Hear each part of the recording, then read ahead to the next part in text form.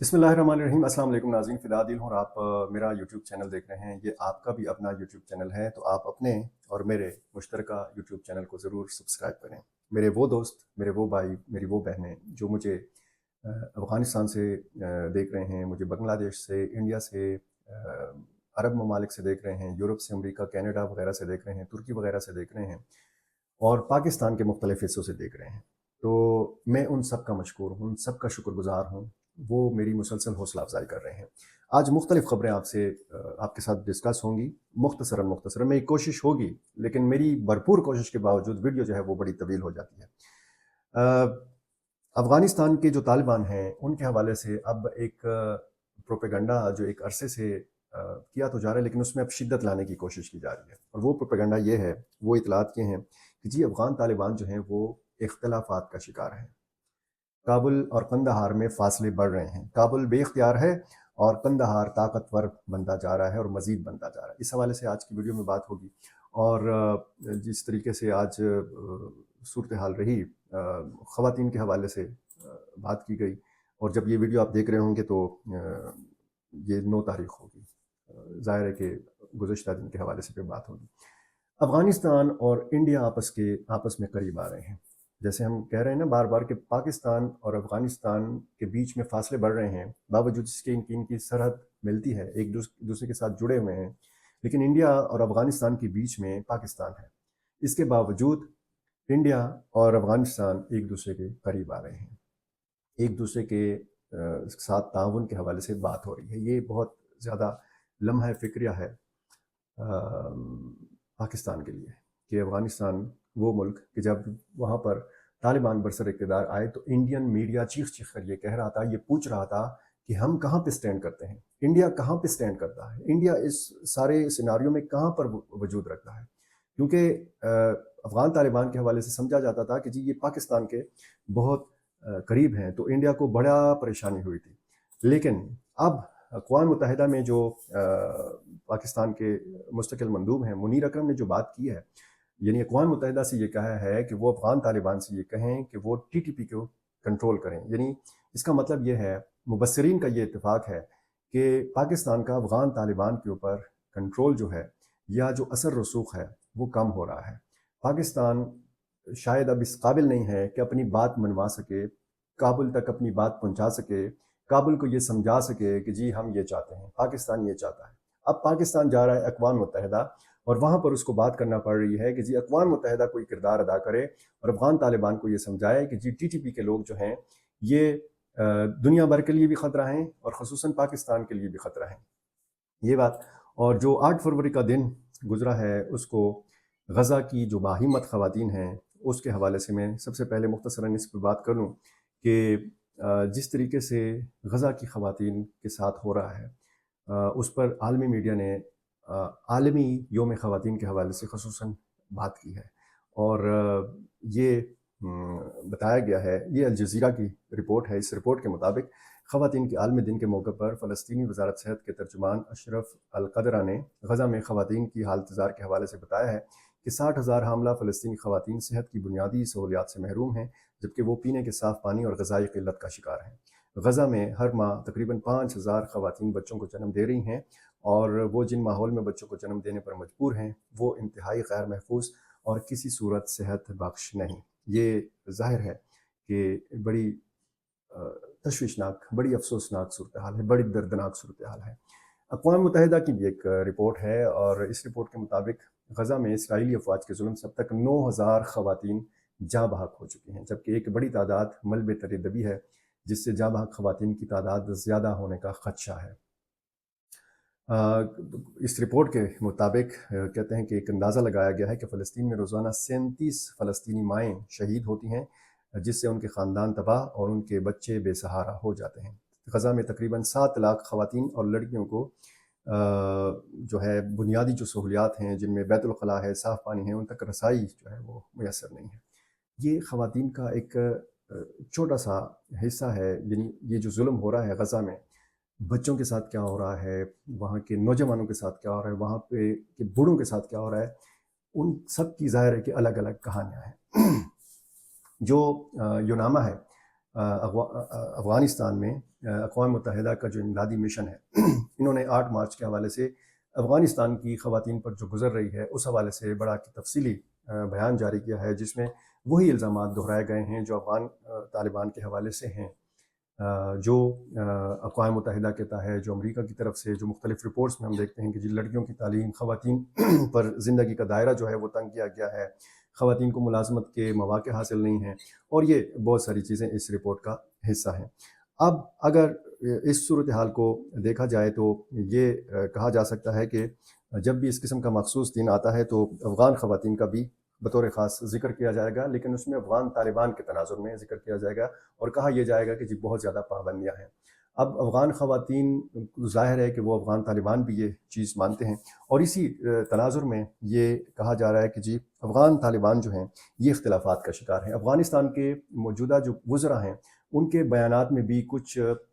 فرق ہے، کچھ تضادات ہیں۔ کچھ لوگ کہتے ہیں کہ جی ہم نصاب تیار کر رہے ہیں لڑکیوں کے لیے، اور جیسے عباس تانکزئی اور سراج الدین حقانی یہ کہتے ہیں کہ جی تعلیم ہونی چاہیے، خواتین کو ان کے حقوق ملنے چاہیے۔ لیکن جو ایک میں نے شروع میں بات کی کہ ایک بات دوبارہ سے کی جا رہی ہے کہ جی افغان طالبان جو ہیں ان میں اختلافات ہیں۔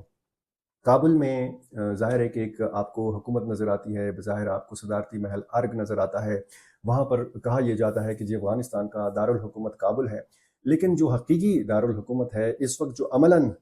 دارالحکومت ہے، حقیقی تو ظاہر ہے کہ وہی کابل ہے جو دنیا بھر میں مشہور ہے، لیکن جو عملاً دارالحکومت ہے وہ ہے قندھار میں بیٹے ہیں ملا ہیبت اللہ اخونزادہ، اور یہ سپریم لیڈر ہیں افغانستان کے۔ کہا یہ جاتا ہے کہ ملا ہیبت اللہ کے اختلافات ہیں ملا یعقوب مجاہد صاحب کے ساتھ اور سراج الدین حقانی صاحب کے ساتھ۔ ملا یعقوب مجاہد صاحب جو ہیں یہ وزیر دفاع ہیں، اور سراج الدین حقانی صاحب جو ہیں، خلیفہ سراج الدین حقانی، یہ وزیر داخلہ ہیں۔ اور یہ میں نہیں کہہ رہا ہوں، میں جب اس قسم کی بات کرتا ہوں تو میرے کچھ ناظرین جو ہیں وہ کمنٹس میں ڈائریکٹ لکھ لیتے ہیں کہ جی آپ تو طالبان کے خلاف پروپیگنڈا کر رہے ہیں یا طالبان کے حق میں بات کر رہے ہیں۔ یہ وہ عالمی رپورٹس ہیں، یہ انٹرنیشنل میڈیا کی رپورٹس ہیں یا افغان میڈیا کی رپورٹس ہیں جو میں آپ کے سامنے پیش کر دیتا ہوں تاکہ آپ کو پتہ لگے کہ افغانستان کے اندر کیا ہو رہا ہے، افغانستان کے طالبان کے حوالے سے کہا کیا جا رہا ہے، پروپیگنڈا کیا ہو رہا ہے، حقائق کیا ہیں۔ تو یہ کہتے ہیں کہ جی ہیبت اللہ صاحب جو ہیں، ملا ہیبت اللہ، یہ دونوں محکموں میں، دونوں شعبوں میں، دونوں وزارتوں میں مداخلت کرتے ہیں، وزارت دفاع میں اور وزارت داخلہ میں۔ ایک ملا یعقوب مجاہد صاحب آپ کو پتہ ہے یہ ملا عمر صاحب کے صاحبزادے ہیں، اور خلیفہ سراج الدین حقانی صاحب جو ہیں یہ مولوی جلال الدین حقانی کے صاحبزادے ہیں، اور دونوں کا بڑا اثر رسوخ ہے پورے افغانستان میں۔ اور یہ دونوں کے حوالے سے یہ کہا جاتا تھا جب یہ حکومت سازی ہو رہی تھی افغان طالبان کی کہ یا تو ملا عمر کا صاحبزادہ جو ہے یہ امیر ہوگا، امیر المومنین ہوگا امارات اسلامی کا، یا پھر خلیفہ سراج الدین حقانی ہوں گے۔ اور جو ایک سفارتی گروپ تھا جس نے دوحہ میں امریکہ کے ساتھ مذاکرات کیے تھے، ملا عبد الغنی برادر جو پاکستان کی قید میں بھی رہے تھے، ان کے حوالے سے بھی یہ کہا جاتا رہا کہ وہ افغانستان کے سربراہ ہو سکتے ہیں یا وزیر اعظم ہو سکتے ہیں۔ لیکن جب یہ شروع دنوں میں آپ نے یہ بھی خبریں سنی ہوں گی کہ بہت زیادہ اختلافات تھے اس حوالے سے کہ کون سا عہدہ کس کے حوالے کیا جائے، اور پھر اس میں جب آپ خلیفہ سراج الدین حقانی یا ان کے گروپ کے حوالے سے بات کرتے ہیں تو اس سے پہلے جتنے بھی مزاحمتی کارروائیاں ہوتی تھیں امریکہ کے خلاف، نیٹو فورسز کے خلاف، تو اس میں پھر آپ کو یاد ہوگا کہ حقانی نیٹ ورک کا نام استعمال ہوتا تھا، اور حقانی نیٹ ورک کو امریکہ بڑا خطرناک سمجھتا تھا۔ تو اسی وجہ سے اب یہ اختیارات کا جو ایک جو کھینچا تانی ہے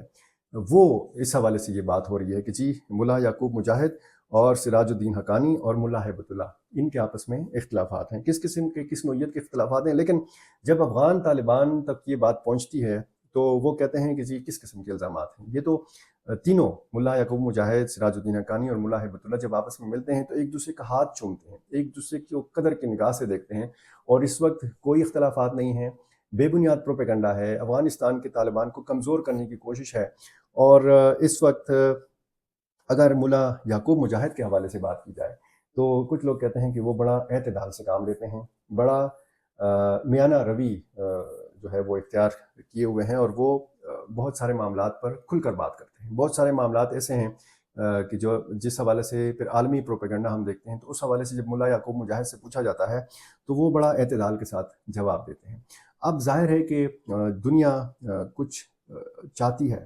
وہ افغانستان کے طالبان سے مطالبات رکھتی ہے۔ وہ مطالبات انسانی حقوق کے معاملات ہیں، خواتین کے حقوق ہیں، لڑکیوں کی تعلیم ہے، اور وہ سارے طریقے ہیں کہ جس کے ذریعے افغان طالبان کو زیر دباؤ لایا جائے۔ اب اگر اختلافات کی بات کی جائے تو کیا یہ اختلافات اتنے سنگین ہیں کہ ان کی وجہ سے افغان طالبان کی حکومت کا جو مستقبل ہے اس کو مخدوش قرار دیا جا سکتا ہے؟ غالباً ایسا نہیں ہے، کیونکہ اگر اختلافات ہیں بھی تو ان اختلافات کو کافی حد تک چھپانے میں یا دبانے میں افغان حکومت اب تک بڑی کامیاب قرار دی جا سکتی ہے۔ اختلافات حکومتوں میں ہوتے ہیں، اختلافات سیاسی جماعتوں میں ہوتے ہیں، اور افغانستان ایک بہت بڑا ملک ہے۔ یہ اختلاف رائے ہو سکتا ہے مختلف معاملات کے اوپر، جیسے ٹی ٹی پی کے معاملے پر یہ رپورٹس ہیں کہ افغان طالبان کے اندر بھی اختلاف رائے موجود ہے، ٹی ٹی پی کے خلاف کارروائی کرنی چاہیے یا ٹی ٹی پی کے خلاف کارروائی نہیں کرنی چاہیے، پاکستان کی بات ماننی چاہیے یا پاکستان کی بات نہیں ماننی چاہیے۔ اب ملا یعقوب مجاہد یا سراج الدین حقانی میں سے دونوں میں سے سراج الدین حقانی کے حوالے سے زیادہ یہ کہا جاتا ہے کہ جی وہ پاکستان کے بہت قریب ہیں۔ لیکن پاکستان اور افغانستان کے معاملات کیوں خراب ہیں؟ انڈیا بیچ میں گھس گیا ہے، انڈیا نے انٹری ماری ہے افغانستان میں، اور انڈیا کے جو خصوصی نمائندے ہیں افغانستان کے لیے، جے پی سنگھ، انہوں نے کابل میں افغان وزیر خارجہ امیر خان متقی سے ملاقات کی ہے، اور جو افغانستان اور انڈیا کے درمیان سیاسی اور اقتصادی تعلقات کی ترقی، خاص طور پر چابہار بندرگاہ کے ذریعے کاروبار میں اضافے کی امید ظاہر کی ہے۔ افغانستان کا زیادہ تر کاروبار ہوتا رہا ہے پاکستان کے ساتھ تورخم بارڈر کے اوپر، جو سرحدی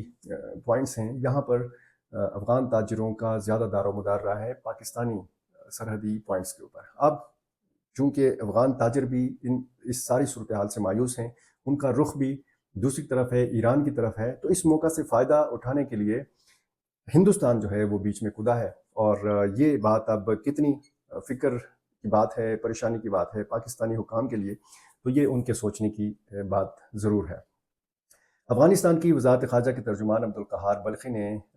ایکس پر، ٹویٹر پر ایک پیغام میں کہا ہے کہ اس دورے میں افغانستان اور انڈیا کے درمیان سیاسی اور اقتصادی تعلقات کی ترقی، خاص طور پر چابہار بندرگاہ کے ذریعے کاروبار میں اضافے کی امید ظاہر کی گئی۔ طالبان حکومت نے انڈیا کی انسانی بنیادوں پر امداد پر خصوصی نمائندے کا شکریہ ادا کرتے ہوئے کہا کہ وہ اپنی متوازن خارجہ پالیسی کی بنیاد پر خطے کے ایک اہم ملک کے طور پر انڈیا کے ساتھ سیاسی اور اقتصادی تعلقات کو فروغ دینا چاہتی ہے۔